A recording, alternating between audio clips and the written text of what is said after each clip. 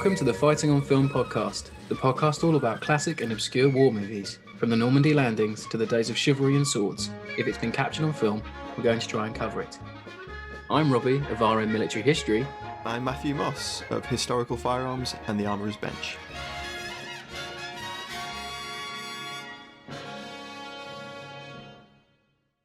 Hello, welcome back to Fighting on Film.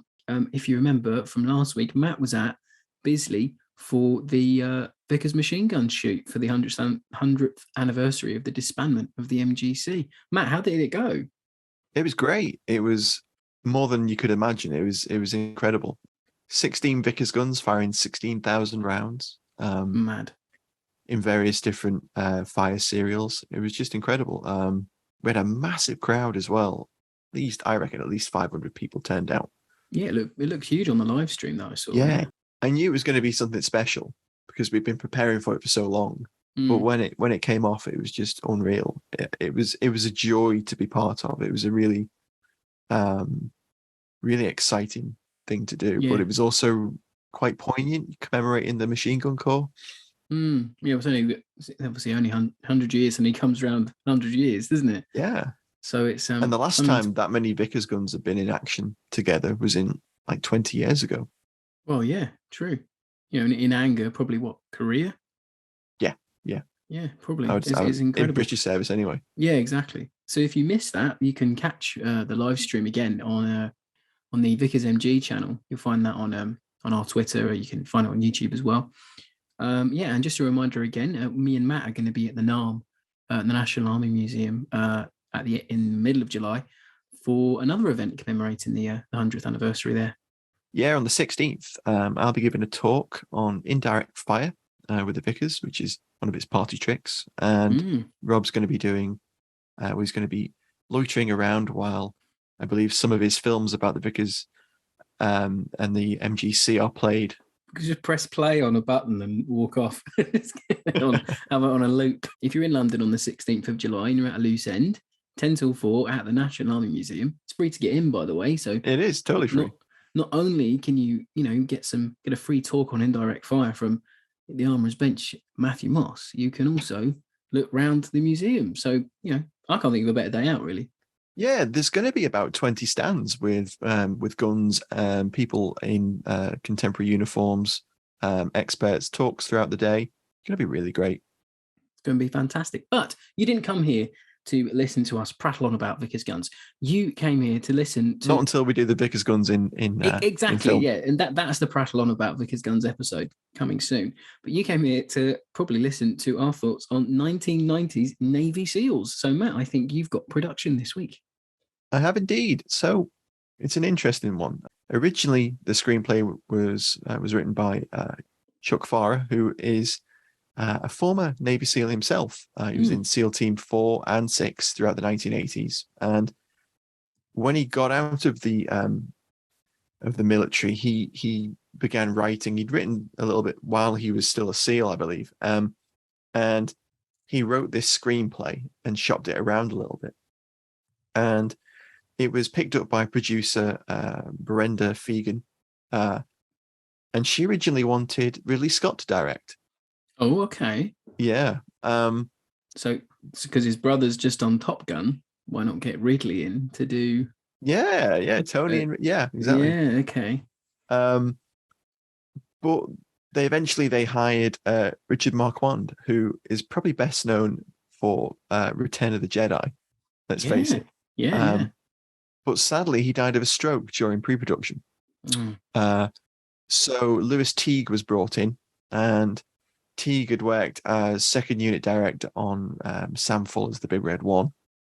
He directed the Michael Douglas movie, Jewel of the Nile, which is like an adventure movie, in 85. Collision Course in 89, which was a cop movie with Jay Leno and Pat Morita.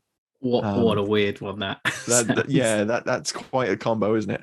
That's the most 90s thing I've ever heard. Jay Leno in a movie. Yeah, in a buddy cop movie. I'm pleased I wasn't alive.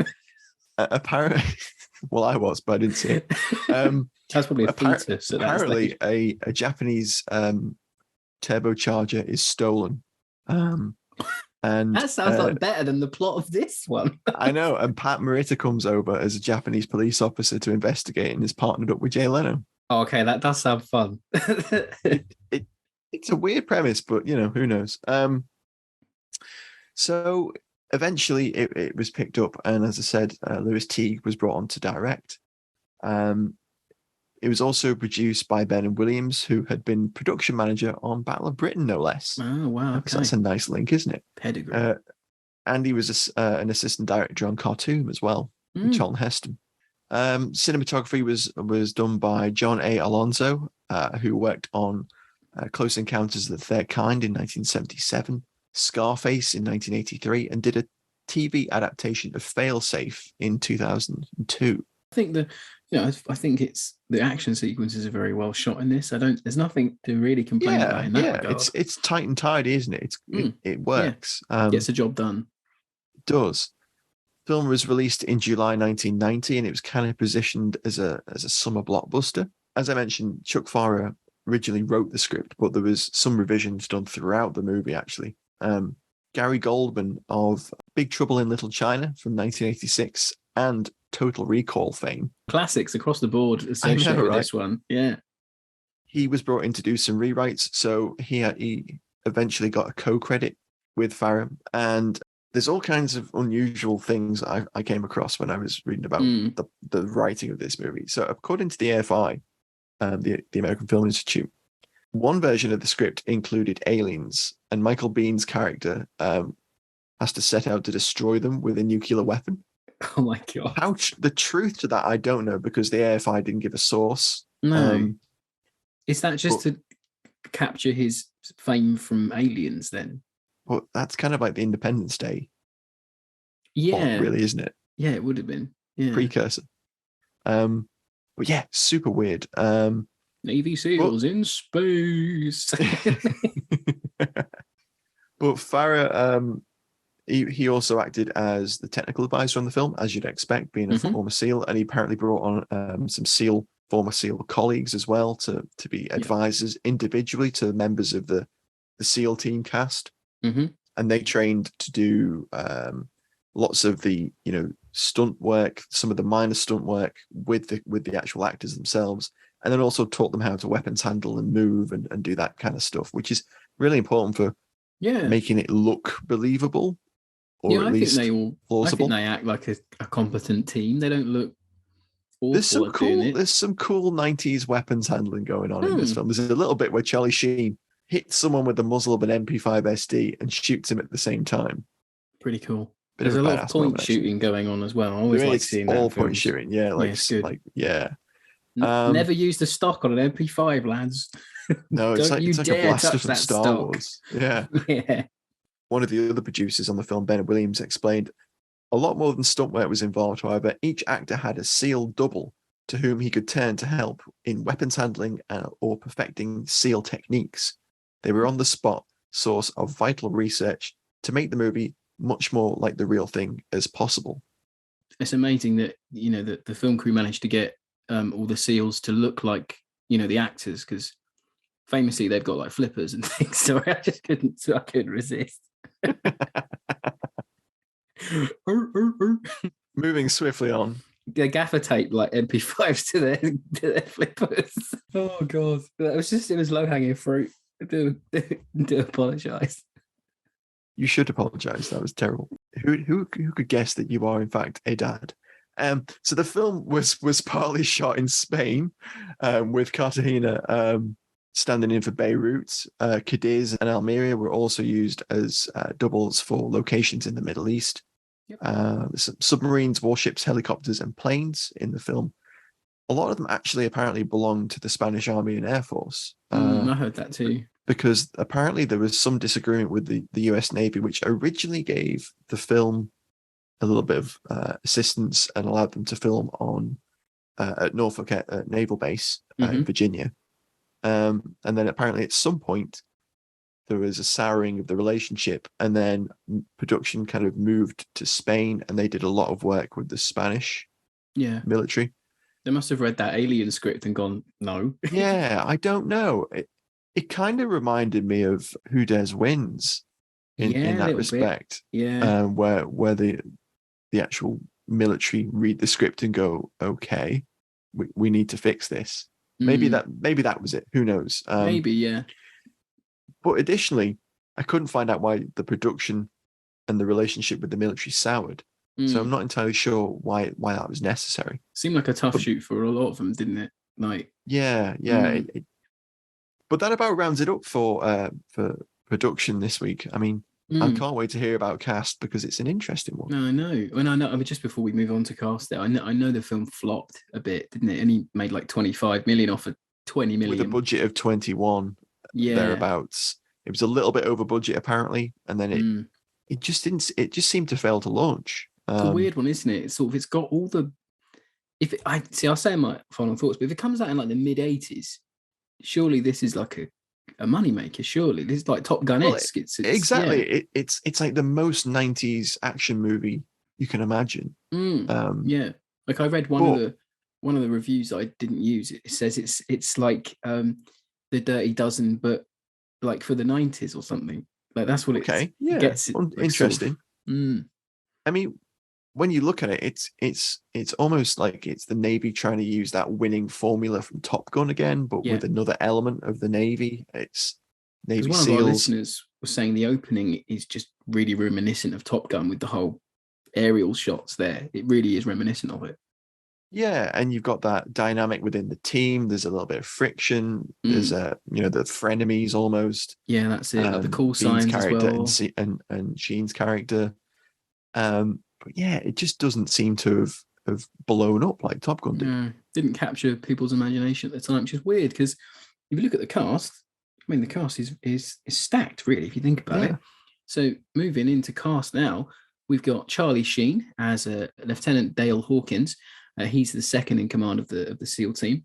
And obviously he's son of Martin Sheen. He had one of his early roles was a uncredited extra in Apocalypse Now. He was in Red Dawn, Platoon, Hot Shots series, Young Guns, shot to even more stardom when he was in 2.5 Men until he had that very unfortunate fall from grace that we all remember with the tiger blood and all that sort of thing. Yeah. That was you couldn't avoid that in was it like 2010, something like that? Yeah, that kind of blew up, didn't it? It was crazy. Yeah, it was. I can't even remember the full details of that, to be honest. I think it was like drugs, divorce, something going on. Yeah, the tiger blood thing was blood. Huge. I remember that, yeah. But, you can't deny he is one of the powerhouses of 80s, early 90s cinema. He seems to be everywhere. Like him. Yeah, he's great in it. I don't think I've seen a Sheen film where I haven't enjoyed watching him. Something about his sort of the charisma. That's what I think he's got. Yeah, although there's some plot points with his character which are a bit unusual. Oh, they're a bit weird, yeah. But we'll get into it. He's doing great with what he's given, I think. Oh, I think so. And I know that him and Biehn, they rewrote a lot of their scenes to make more sense on set. Apparently so. Mentioning Michael Biehn there, he plays Lieutenant James Curran. He's the commander of the SEAL team. And obviously we know him as Kyle Reese from The Terminator in 1984. He played Corporal Hicks in Aliens. He was in Tombstone alongside Bill Paxton, who was also in this movie. And he also played a Navy SEAL commander in 1996's The Rock. And he did, yeah. Yeah, he's good in that one. This as an MP5 in both. But then more recently, he played Lang in Mandalorian. He did, yeah. Really good cameo. I quite enjoyed. Yeah. Then we have Joanne Whalley-Kilmer. At the time, she was married to Val Kilmer. And she plays Claire Varens, a journalist. And she was BAFTA nominated for her role as Emma Craven in the BBC drama Edge of Darkness with Bob Peck, if you remember him from Ungentlemanly Act. And she was also probably one of the most known roles was Saoirse in Willow. She's reprised the role in the Disney Plus series of it. Then we have Rick Rosovich as James Leary, and he's a corpsman. He was in Terminator, and he played Matt. So do you remember in the film where this guy's seducing his girlfriend on the phone, but it's not the girlfriend, it's Sarah Connor? Do you remember that bit? No. Okay, well, he's that guy who then the Terminator comes in and shoots. Okay. So that's him in Terminator. So it's another Terminator reference. And then he was Slider in Top Gun. Yes. So there's your Top Gun reference. And then he was in a TV show called Pacific Blue. Like, I've never seen it. I've never seen it either. I don't know. Okay. Yeah, apparently he was quite big in that. Then we've got Cyril O'Reilly as HT1. Homer Rexer, he's the explosives guy. One of his first credits is a small role in Airplane, and then he appeared in an episode of MASH, and he was Tim in the Porky's films. They're the biggest credits I could find. Right. Then we have Bill Paxton as What's he been in? Well, yeah, what's he not been in? MM2. He plays Floyd God Dane. God is his call sign. He's the sniper, and the late actor fortunately died a few years ago.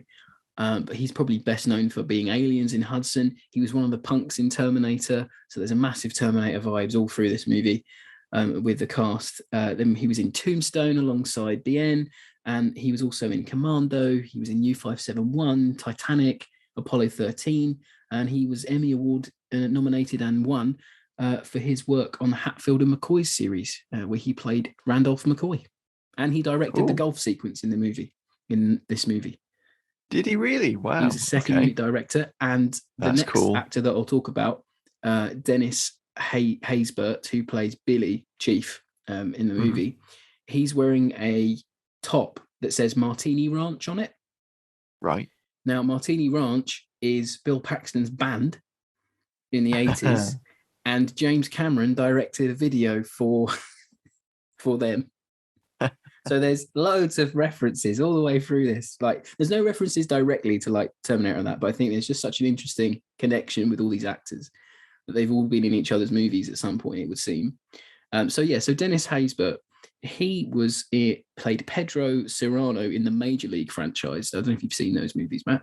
No, I haven't. No, they're like baseball films. But Charlie Sheen was the main star in those, so it's interesting that they have another crossover there. Okay. They're good films actually. They're like sort of like a sports comedy. They're quite good actually.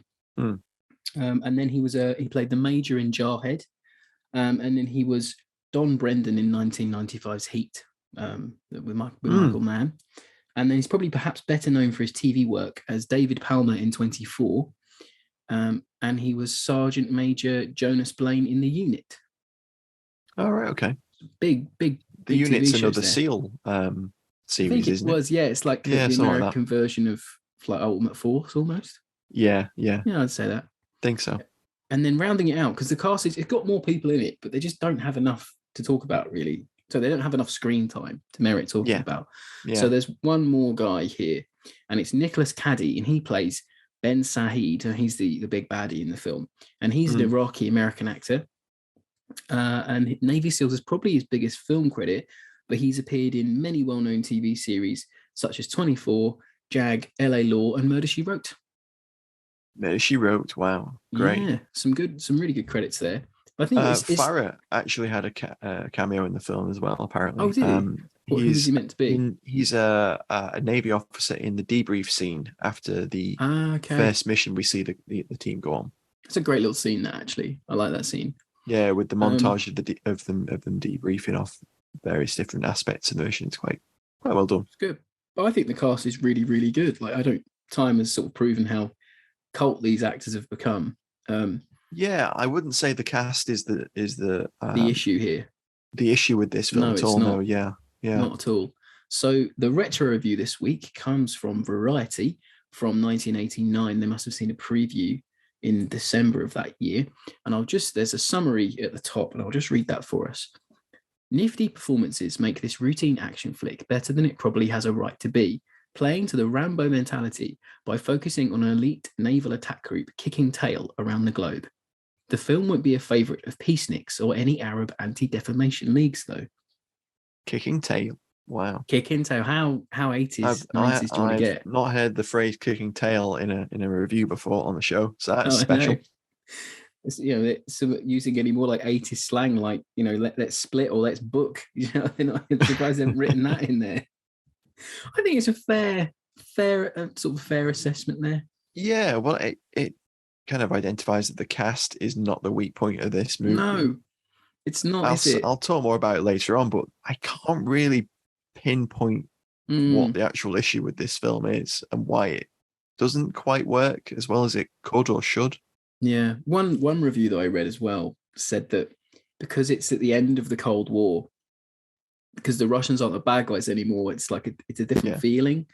There's a different feel. A lot of movies in that early 90s period did have that trouble. I mean, they just didn't know who they could use as the antagonist anymore. The big bad. Yeah, exactly. Yeah, we'll get into that actually. We'll leave that there and we'll get into that. But as always, we asked for your one-word reviews and we got another bumper haul. I think we're like 20 or 30 comments now, even though we put it out quite late. But do get involved on Twitter at Fighting on Film. Yeah, do get involved whenever you see them.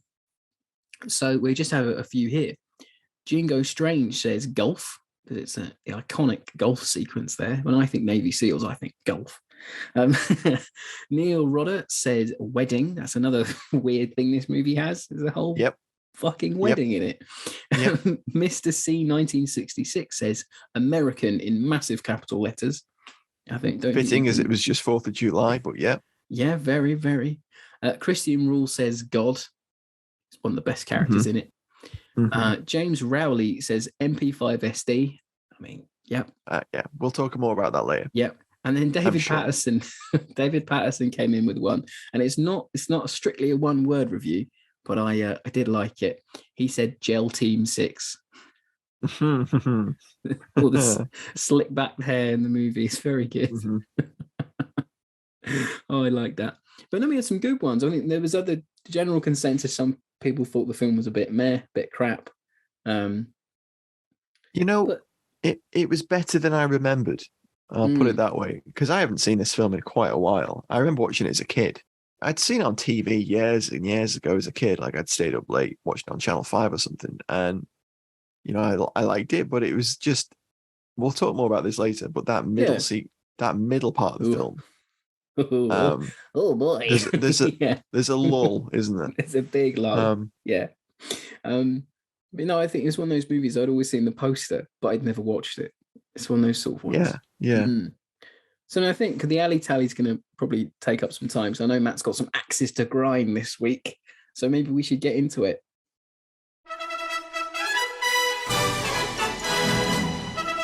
It's time for Alley Tally on Fighting on Film.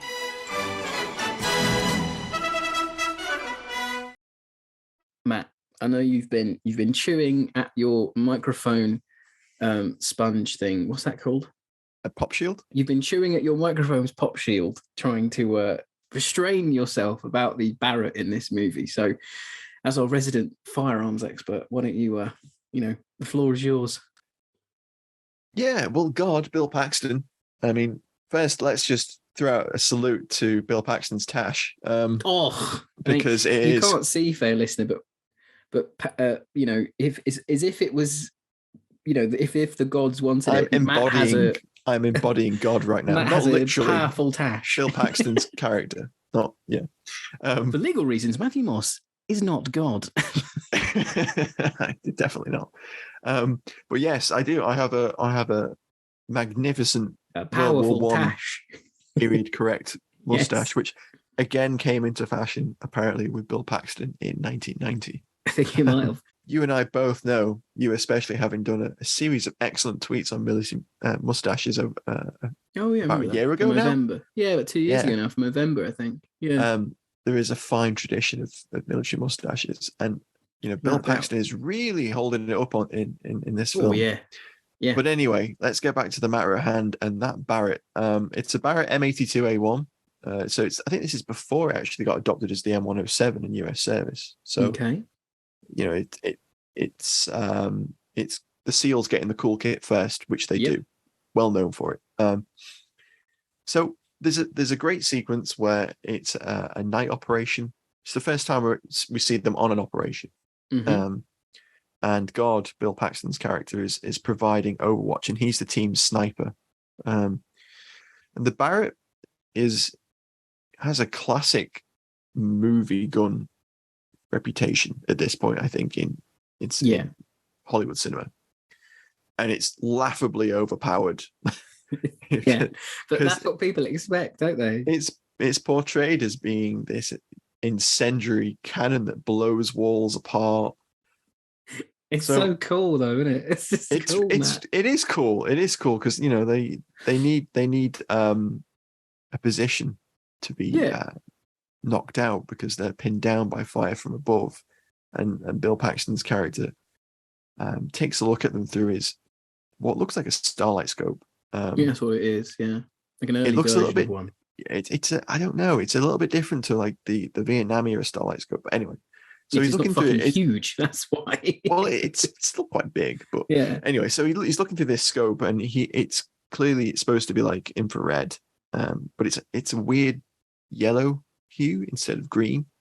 This must be post production, just whatever editing software they're using. Well, I'll come to this, but yeah, and then he goes, can't see them with starlight.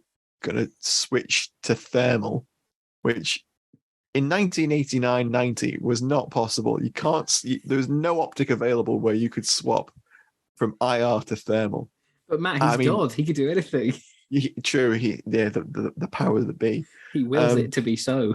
He does. So he flicks to thermal, and he can see the bad guys behind the wall, which is not possible with thermal. I'll be honest now. I didn't even think of that. I just thought it was cool. You can't see I didn't through even solid realize walls. that you can't do that. How stupid am I?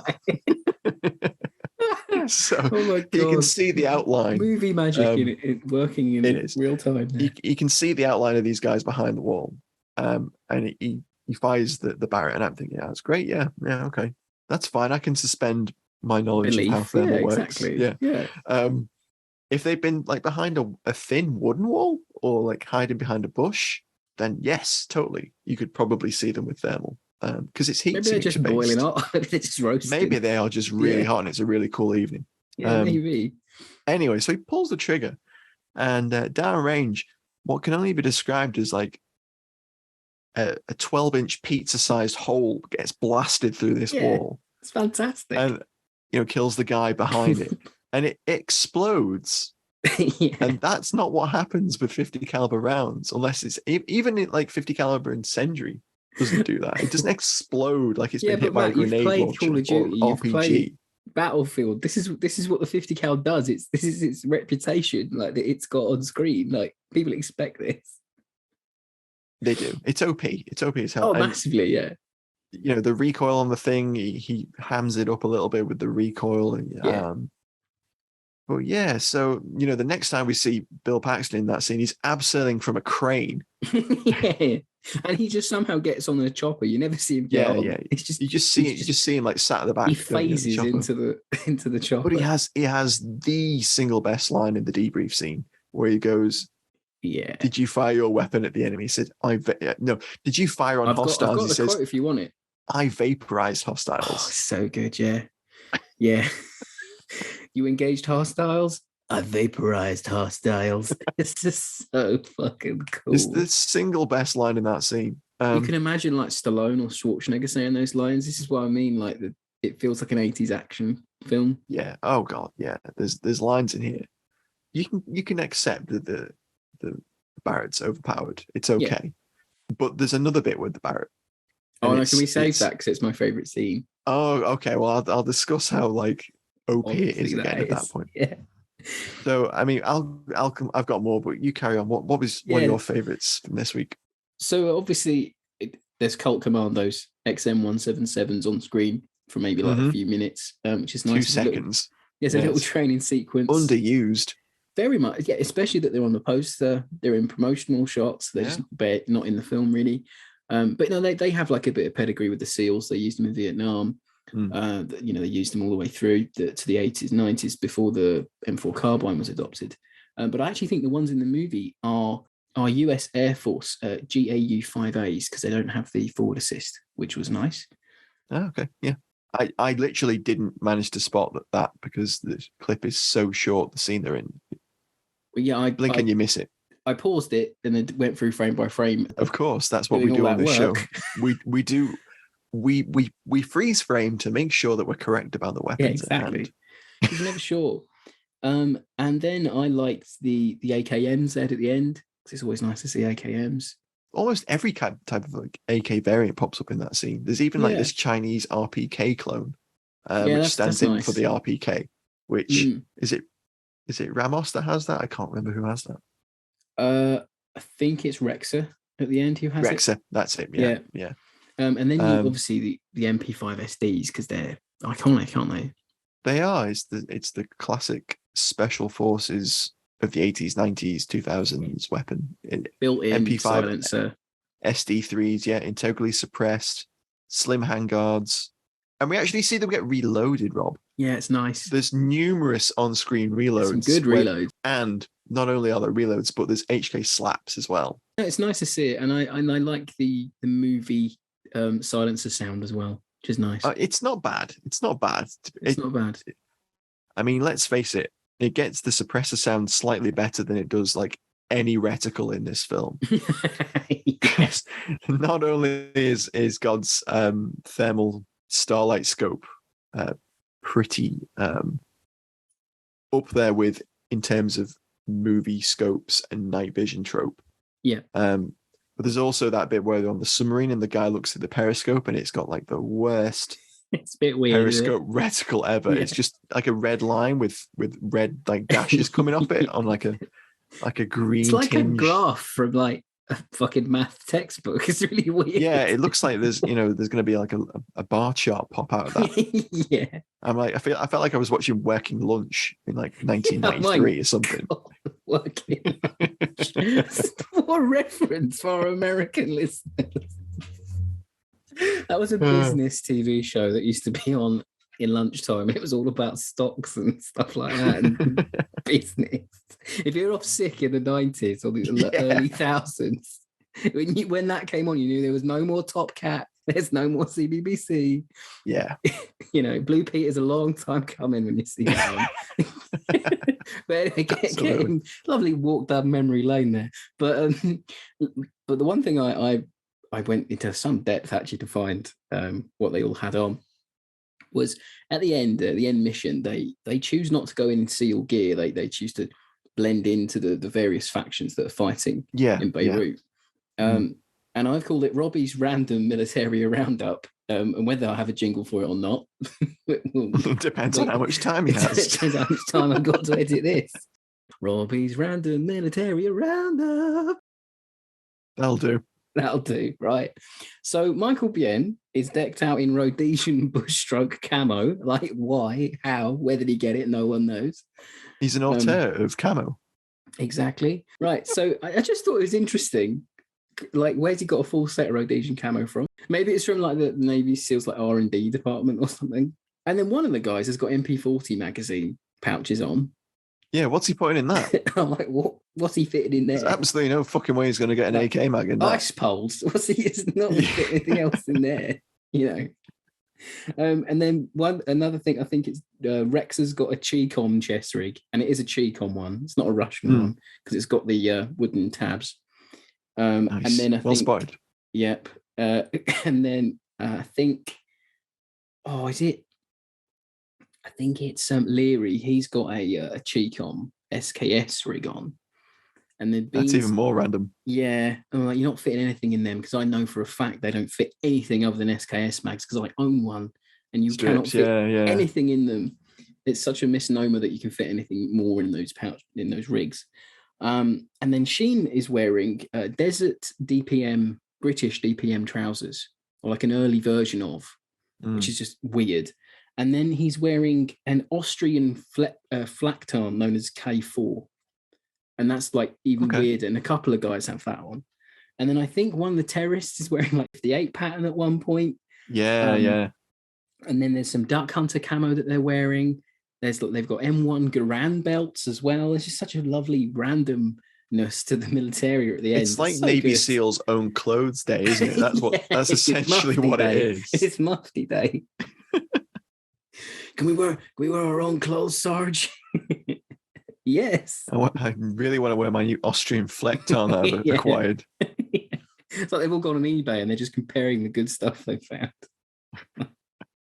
It's Mr. Ben Day here at the Navy SEALs. But no, I think it's weird, but it works in a way because they're trying to blend cool. in. They all look cool. And what kind of like throws it for me in that bit is, throughout the whole thing, they've all been, in their like midnight blue, like boiler suits, low bearing stuff, and MP5s, and then they're just like they're trying to fit in with the locals in this. And it's not really explained properly either. They just sort of turn up in different kit.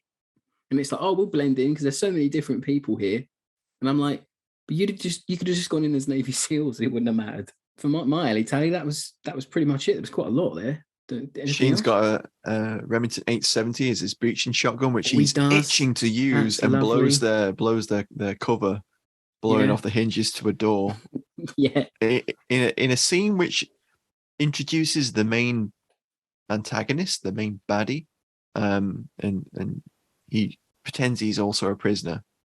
And Sheen, quite rightly, doesn't shoot him there and then. He was good because he doesn't know any better. He was trying to. Yeah, and it also would have, ended the film about an hour and 45 minutes early. They cut that middle section out, thank God. Yeah, that's very true. We'll come to that. Quick mention on the vehicles. There's that Mercedes W123, which is an absolute beast in that getaway, which we'll talk about, I'm sure. Horrendously product placement there. Just see how long it lingers on that Merc badge when they get in. It's so We'll talk about product placement, I'm sure. Oh, God, yeah. This film is peak 90s product placement. Exactly, it really is. But I suppose the last thing we need to talk about is the stingers. Yeah, we haven't got to the point, the whole point of the film, pretty much, the stinger missile. Yeah, so apparently the US military and intelligence community is extremely worried that a rogue element has gotten hold of some Stinger missiles. So they're not annoyed that all the ones they sold to the Mujahideen in the 80s are then used against them, like later on. They're not annoyed about that. Like that's surely, and it's classified probably at the time, but like probably. So the whole point of the film is Charlie Sheen discovers that there's these stingers in the store that they attack at the beginning to rescue some pilots. My God, I'm gonna have to explain the entire plot of the film at this rate. So it's one of those plots. If you miss something out, it doesn't make any sense. The film opens with a helicopter from a U.S. Navy carrier, which is attending a tanker which is on fire, and there's a smoke cloud. And out of the smoke cloud appears a enemy patrol boat with a mocked up pair of douchkas on its bow, and it lights up the helicopter, shoots it down. The crew is picked up and held hostage, and the Navy SEALs go and rescue the helicopter crew. And during that rescue, they find out that the terrorists have acquired somehow a considerable number of Stinger missiles, manpower. Quite a few. Yeah, man-portable air defense systems, which are shoulder-fired, can shoot down helicopters, low-flying jets, etc. But they're not actually Stingers. They're actually Fin 43 Red Eyes, which is the precursor to the Stinger. But they're called Stingers in the film. That doesn't roll off the tongue as nicely, does it? No. So that's a little. I mean, they look pretty much. Yeah, I wouldn't have profile. Known. In profile, they look very similar, but they're quite different in capability. It does annoy me though in that final the final chase sequence where they're trying to take out that BT. Is it BTR 4 or something? It's a BTR 152, I think. That's it. Yeah. You don't see them very often, actually. 152s.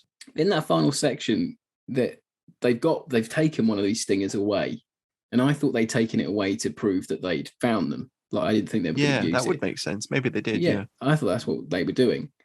And then obviously they get chased by this half track thing, and I think it's obviously Rex, because he's the explosives guy. He's being like, "I got to shoot this thing. How do you use it?" And Charlie Sheen's like, "Well, if you miss, we die." And I'm like, "You'd know how to fire one of them things. You'd have looked it up. You'd have had a briefing on them." Show you how dangerous they are, show you what the capabilities of these things are, because you get a sequence in the movie where they try to show the audience the effect of the Stingers by showing a blown up commercial flight that's trying to go into Beirut to sort of quell the. It's got negotiators on, hasn't it? That's it, yeah, like the peacekeeping mission. But it's such a blink and you'll miss it, or if you're not paying so much attention, you'll miss it sequence where the destructive power of these weapons isn't sort of conveyed as much. It's not like they're not nuclear devices, they're not biological weapons. We're not at that point of action movies yet. So we're not at The Rock yet, where it's VX gas. We're not at The Rock sort of thing. We're not there yet. There's parts of this movie I was like, is it that bad? If these guys have got how many stingers are they going to have? Like 20? They're fire and forget once they've shot them. They're not going to get reloads, are they? No, not. They're one-time deals. Yeah. But yeah, no, you're right. They would have been familiar as SEALs. They would have. I'm sure they would have been familiar with how the Stinger manpads work. If they weren't, they probably would have been like briefed on it because they're about to do a mission which involves them. So they probably should have been taught that. But it's just a funny bit in the movie where he's like, I'm trying to figure out how to shoot it. You know, it is funny how he's trying to set it up in the back of that Mercedes, and there just clearly isn't room. They should have played with that more. That could have been the funny thing. Yeah, like he puts it out the window or something. Yeah, or it's just too big and it's out of both windows or something. That'd have been quite funny. That's straight out of Hot Shots right there. Yeah, it does feel like very Hot Shotsy. But no, I think that's another reason why the movie's villains aren't as villainy as they could be. But maybe we'll get back to that. Well, one last thing about the Stingers. While it's theoretically possible you could fire a Stinger at a ground target, the range at which they do so, I don't think the missile would have armed in time for it to hit the BTR. I want a bit where it just clunks off of it and falls on the floor. I want to see that edit. And then Charlie Sheen does the classic collar pull. Oh, it's suspend the disbelief. The disbelief for a moment. It did look really good. It did look good, but I don't think the Stinger would have armed in time because it's literally like 100 feet away. Yeah, exactly. And there's one more thing I'll add before we come off Ali Tally this week. So everyone goes on about the opening, 10-15 minutes or so in Private Ryan, when they're going through the water and the bullets are coming through, and everyone goes, "Oh wow, that looks amazing! That looks so good." This movie tries it 8 years before, and I'm not sure how they've done it. I think they're probably cut out or pasted two clips together of men swimming and bullets going through water, but it does look quite good for 1990. It does. I'd love to know how the SFX team did it. How they did that, because it's impressive. It is because they're swimming and the rounds are coming through, and then some guy like rocks up with an RPG-7 and fires that, shoots at the water. Yeah, and for some reason that detonates. Yeah, it doesn't kill them or hurt them at all. They're perfectly fine. Concussion is not a thing underwater. No, it's not. Yeah, exactly. Not in movies anyway. Yeah, that does look really good actually. But that was the alley tally this week. A very gun heavy alley tally, which we haven't had in a while. As you would expect from a special forces movie. Yeah. As we say, parts of this movie really feel like Who Dares Wins. And that's part of it where they've got so many weapons on show. So, moving in to favourite scenes. Hello there, sorry to interrupt. I wanted to let you know that you can now join our supporting cast over on Patreon. As thanks for your support, you'll be able to help us pick films, submit questions for guests, have first pick on brand new and exclusive merch, and much more.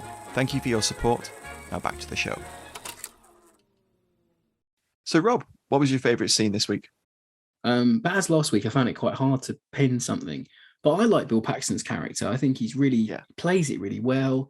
He's really sort of understated in it. He doesn't really have a lot to say. He doesn't have any B plot. He doesn't have any sort of. He's not as well developed as Sheen or Biehn's character. He's sort of just there. But he's sort of Chief's character either. Your Chief's character, yeah.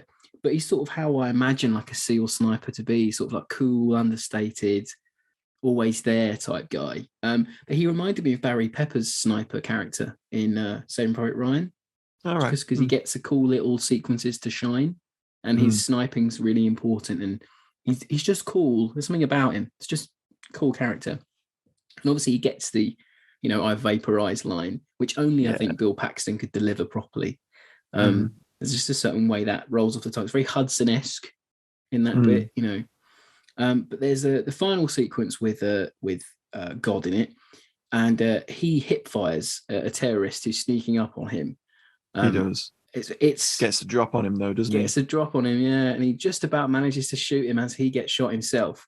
And you get the discharge of the Barrett, and then you get the terrorist getting hit by it. And he must be on like a pulley system or something because he hits the wall, And Yeah.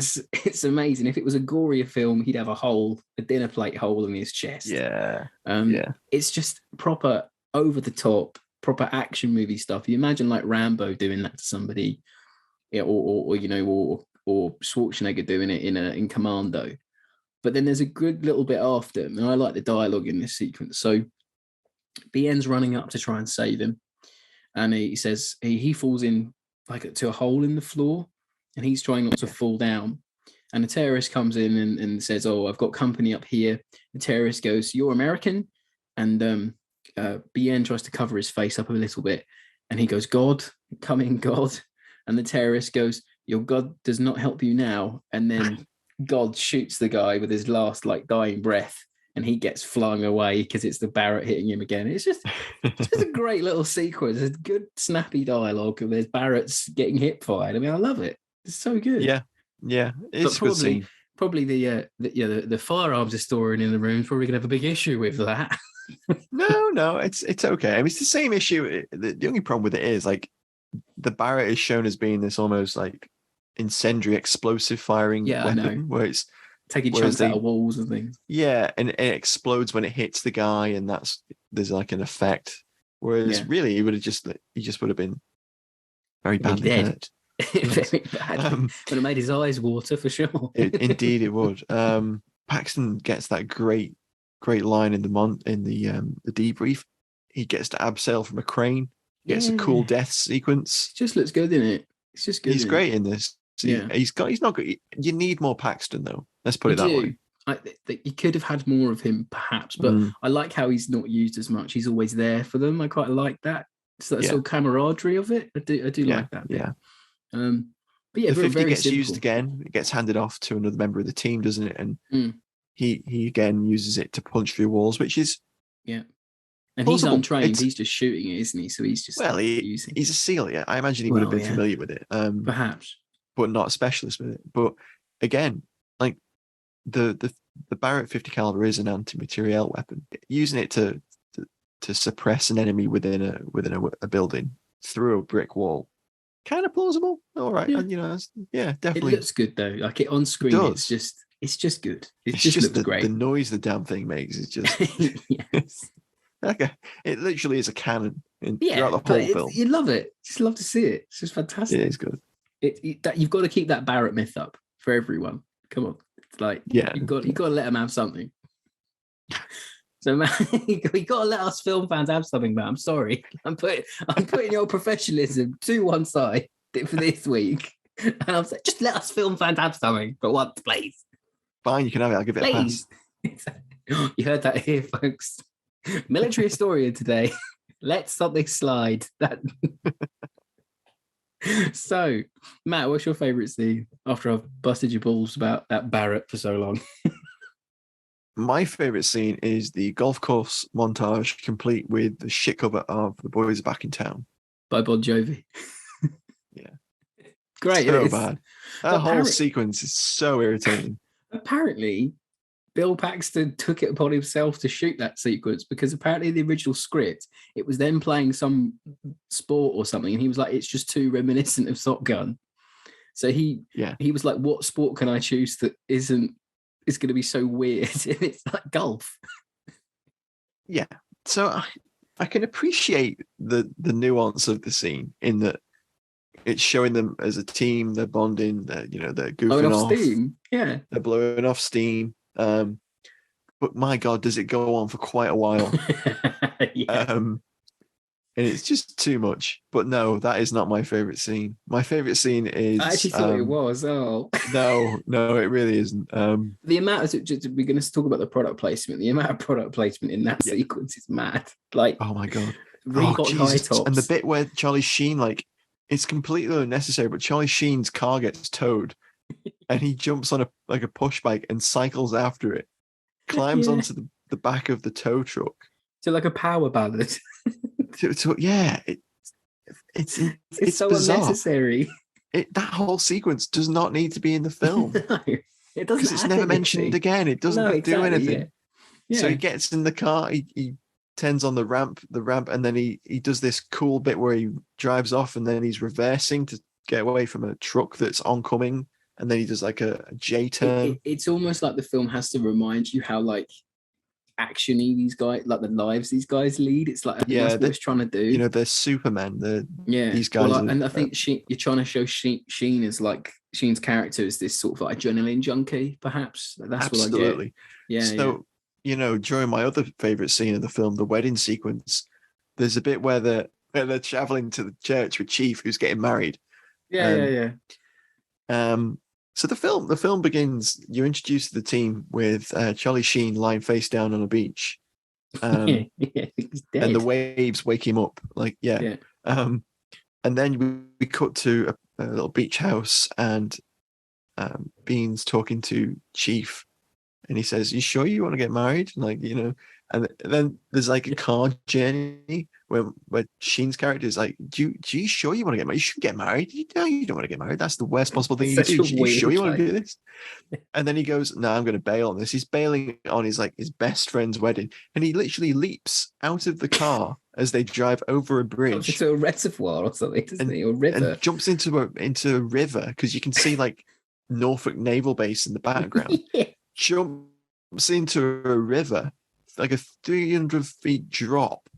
It kind of looks like he belly lands it too. It looks really painful. And it's just like, okay, this character is like an adrenaline junkie. And also a dick. Is his character. He's headstrong, he's a dick. He needs to learn the value of following orders. It's worse. Because not only is he a dick to Chief about his wedding, he gets him fucking killed at the end. He does. So, you know, as soon as you see Chief is going to get married to someone Chief's arc is painted within like the first 15 minutes of this film. His cards are marked from the minute you see he's wearing a dicky bow and someone mentions wedding. Yeah. To be fair to the film, you get 3/4 of the way through before it actually happens. Yeah, you got enough time to forget about it. Yeah, for it to maybe. But again, it's you. Charlie Sheen's headstrong character, which I don't know how headstrong he would be being like second command of a SEAL team. I suppose to get to that position, you should, be able to work as a team. Yeah, well, I'm sure people get through the cracks, but yeah, but Chief gets killed. Quite sad, quite a decent character, well acted. Yeah, really good. Yeah, that's the thing. The cast aren't the issue, are they? That's the whole thing we keep coming back to. No. We'll talk more about that in a moment when we do final thoughts. But my favorite scene is the urban fighting at the end. I think it's good. Not only is the scope of that sequence really quite impressive, like it's big. You get that you get a feel that you're in Beirut. There's fighting going on between factions. There's loads of great little sequences within that final act, which is basically the final mission to destroy the Stingers. And in that urban fighting, you get lots of AK fire. You get this really cool sequence where it's morning and Charlie Sheen and is it Ramos or the other anyway, one of the other team members are in the husk of a building, and above them a guy walks past, spots them, turns, and their disguises have worked, Rob, because he turns to them and speaks to them in Arabic. Yep. Probably saying, where'd you get that Rhodesian camo from, Mike? Where'd you get that Austrian Flecktarn from? That's super cool, man. Yeah. It really sets off your Schmerger scarf. Exactly. But Charlie Sheen turns and shoots him, and he says, "Boring conversation." It's like the most unexpected Star Wars reference ever. Because it's what Solo says when they're in the prison block and he shoots the console, and it's like boring conversation anyway. It's just like, oh wow, okay, they managed to get a straight Star Wars quote reference in. Amazing. Someone had $5 on that, didn't they? See if they can get it through. I bet you that's one of the scenes that Sheen rewrote. It must be. Yeah. Him and Mike be like, "What? I bet I can get this line in." But I really like the scope of that. It looks like it's a battle scarred city. Like there's rubble everywhere. There's fires. There's machine gun fire. There's at the beginning of the sequence, you think, wow, this is a really empty city, and then you start seeing people moving around and gunfights in the background because there's warring factions. It's very layered. It doesn't have to be, but it's very layered, and it gives depth. And I think when they finally get to that the objective to destroy them in the building, it sets up the firefighters really well. There's a bit where they get pinned down and have to fight their way off and through. Yeah. There's a bit of pursuit, and then I think the culmination of that act is the getaway chase with the Mercedes and the BTR, and that works really well. But I'm sure you'll talk about it in final thoughts. The end of the film doesn't quite pay off. Yeah, maybe we in a should cohesive, satisfying way. Yeah, so I'll run a little break jingle, and we'll get back to final thoughts. Hello, I'm Al Murray, and you're listening to Fighting on Film, the world's #1 war film podcast. So as Matt was saying there, yeah, I think this is my problem with the whole movie is it's a movie of 3 acts, and the middle act is weak. So where they introduce Claire Varens, the journalist character, when they introduce we haven't her, even talked about her yet. No, I'm going to quickly go through it because as important as the movie sets her up to be, you don't really feel like her contribution is worth it's sort of a half an hour sequence in the middle where they're trying to convince her to, because she is siding against the American government because she's Lebanese, and they don't know if she knows something that she shouldn't, or if she's going to help them. And then you've got this whole sequence with Curran trying to convince her to help them. And it's a bit convoluted. It feels as well that they're going to maybe force in some sort of love interest. It just doesn't go anywhere. That it just runs out of steam. And it chokes up a lot of that middle bit of the movie where you think, we don't need this. I'd much rather have had, and this is my main issue with the film, that the enemies are just weak. They're just weakly presented. You never really feel like them having these missiles is going to be that bad. Like, I'm like, well, yes, horrific. They've shot down a commercial airline. They could do that 19 times. Yeah. But at the end, I'm like, do we need to send a SEAL team in to deal with this? Can we not just bomb them? Or it's not a doomsday scenario, is it? Yeah, exactly. There's not enough tension there. There's not enough at stake, is what I felt. And so he just isn't. There's a little interview that Varens does with him, and it's like, oh, if Americans kill our people, we will kill Americans. And that's about as much backstory as you get from this fella. Yeah. And I'm like, we just need more. Like, it's not like in Commando where it's like an ex-mercenary turned bad. It's not, it's not even like in The Rock where it's he's got motivation. You never really get anything more than that. Yeah. It's just weak. With the 2-hour runtime, you would kind of expect there to be more building of that motivation. Yeah. I just want them to feel like he's more of an enemy. And then the way that they kill him at the end is just very sort of, it's just wishy-washy. Like, so they chase the SEAL team into the water because Biehn gets injured and they're trying to get him extracted before he bleeds out. Yeah. And they chase them on this little boat and they're swimming. And the guys pop out of the water and they blow the boat up. And me and Matt were thinking, why have you blown the boat up? You could have used that to swim, to drop, to, get away, sail to the submarine or whatever for extraction. And then Sheen grabs Saeed off of the boat and he drowns him. And then he slits his throat. And in that sequence, you see that it's a rubber knife and it doesn't even do anything. And he puts the knife up to his neck. A little bit more editing would have helped there.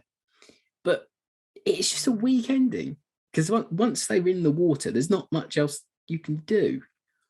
And I thought they were going to take Saeed back to sort of, stand trial for his crimes. Yeah, he shot that plane down. Yeah, and he shot that. He also, on his orders, shot the helicopter down at the start. And it's just not good enough for me. Yeah, I agree. I agree there. The redemption of Sheen's character from being a dick and getting Chief killed is that he goes back and saves Bihn's character. But the problem with it is there's no culmination for Bihn's character. No. Because Bihn's the main character because he interacts with the most people throughout the film. Yes, he is, yeah. But it's Sheen that has seen Saeed. Yep. The antagonist. He's the one that's had the encounter with him. And so he really, in the Hollywood scheme of things, can be the one that takes him on and kills him. Yeah, of course, but it's not done well enough. No, I mean, the way they introduce the drowning sequence is that when they're introducing his character to the journalist, he's in a dive tank. That's it. Yeah. And Bihn's character says, he's a fish. Yeah, he's part frog or something, they say. Yeah, part fish, I think he says. Yeah, part fish. Yeah. And that's how that is introduced, that he can hold his breath for, a very long time. Yeah. And that's what gives him the edge in that fight with the antagonist.